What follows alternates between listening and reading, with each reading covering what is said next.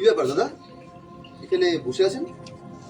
আসলে sir parcel দেওয়ার আছে, আমি এসে দেখছি ঘরে তালা দেওয়া, সেই জন্য এখানে অপেক্ষা করছি।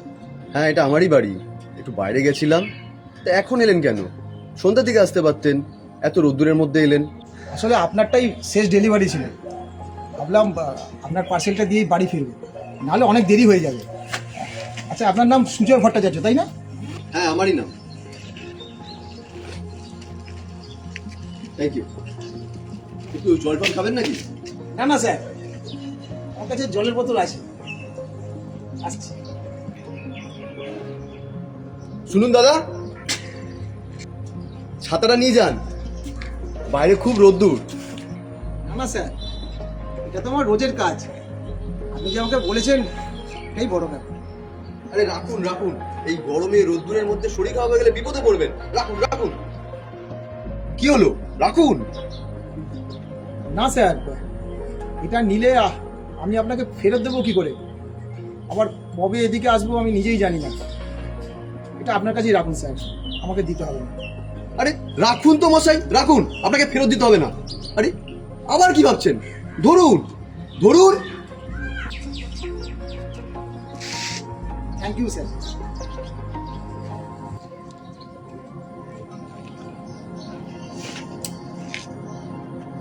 স্যার, এটা আপনাকে ঠিক ফেরত দিয়ে যাব।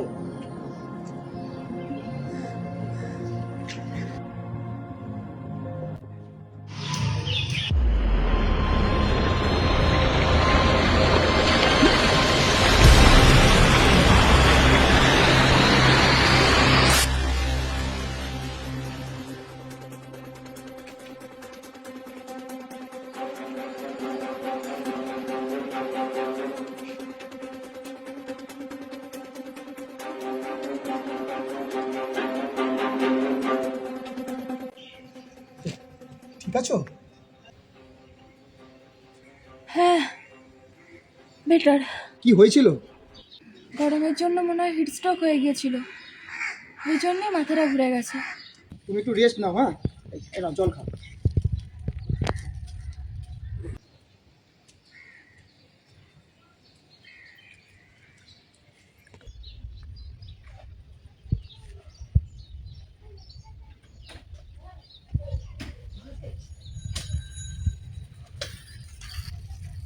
এখন ঠিক আছে তো? আমি তোমাকে দিয়ে আসবো আবার, আমার যদি মাথা ঘুরে যায় তোমার। আমি চলে যাব, ঠিক আমার পাশেই বাড়ি, আচ্ছা আচ্ছা, আপনি টেনশন করবেন না আঙ্কেল। ঠিক আছে, তুমি সাবধানে যেও মা। হ্যাঁ,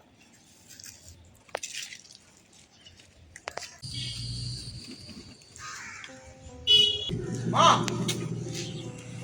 এই ছাতাটা নিয়ে যাও। না না, ঠিক আছে আঙ্কেল, আমার ছাতার দরকার নেই। রাখো রাখো। এটা তো নিয়ে যাচ্ছি, কিন্তু রিটার্ন করবো কিভাবে? রিটার্ন করতে হবে না, এটা তুমি নিয়ে যাও। যা রোদ্দুর, আবার যদি মাথা ঘুরে যায় তখন মহা বিপদ। ঠিক আছে, তুমি নিয়ে যাও।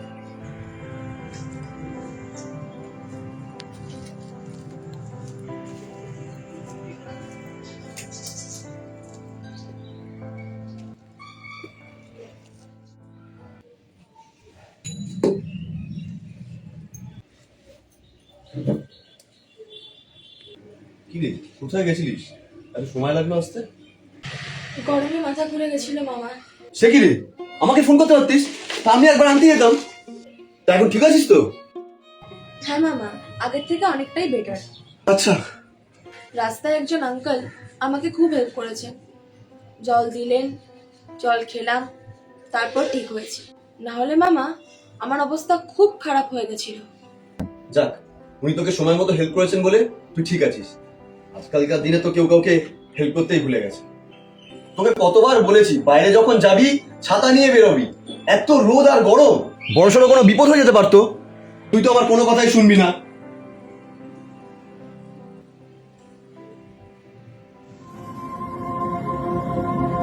এই ছাতাটা কোথা থেকে পেলি? এটাই আঙ্কেল দিয়েছেন, যিনি আমার হেল্প করেছেন।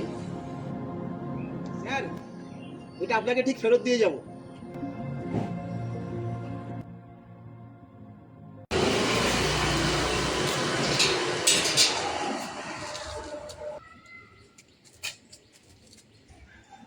আপনি আমার কাছে মাল ডেলিভারি করতে এসেছিলেন না? হ্যাঁ স্যার, সরি স্যার, আমি আপনার ছাতাটা ফেরত দিয়ে আসতে পারিনি। আসলে ওই ছাতাটা আমি আরেকজনকে দিয়ে দিয়েছিলাম। আমি এরপর যখন আপনার বাড়ির ওখান থেকে যাব তখন আমি একটা নতুন ছাতা আপনাকে কিনে দিয়ে আসবো। ওই ছাতা তো আপনি আমাকে রিটার্ন করে দিয়েছেন। কি বলছেন কি? আপনি বললেন না ছাতাটা আরেকজনকে দিয়ে দিয়েছেন? হ্যাঁ, ওটা আমারই ভাগ্নি। আপনি যদি সেদিন ওকে হেল্প না করতেন ও ওখানেই পড়ে থাকতো। কেননা লোক তো আজকাল হেল্প করতেই ভুলে গেছে, আসলে অন্যের প্রতি বিশ্বাসটাই কমে গেছে। আর আপনি যা করেছেন, আপনি আমার ভাগ্নিকে জল দিয়েছেন, এমনকি যে ছাতাটা আপনার নয় সেই ছাতাটাও আপনি দিয়েছেন। থ্যাংক ইউ দাদা, থ্যাংক ইউ সো মাচ। আমি তো তেমন কিছু করিনি। আমি যেটা করেছি সেটা একজন মানুষের অন্য আরেকজন মানুষের জন্য করা উচিত। আর স্যার, এটা তো আমি আপনার থেকেই সেদিন শিখেছিলাম। আপনি আমাকে চেনেন না, তবু আমাকে জল খেতে বলেছিলেন, এমনকি নিজের ছাতাটাও আমাকে দিয়ে দিয়েছিলেন। আজকালকার দিনে কে কার জন্য করে? সবাই নিজের নিয়ে ব্যস্ত, কেউ কারোর কথা ভাবে না। তবু সেদিন যখন আপনি আমাকে ওই ছাতাটা দিয়েছিলেন না, আমি মনে মনে ঠিকই করেছিলাম, আমিও আপনার মতো কাউকে না কাউকে হেল্প করি। আর ভগবান সেই সুযোগটা সেদিনই আমাকে দিয়ে দিয়েছিলেন। Thank you sir. আসছি।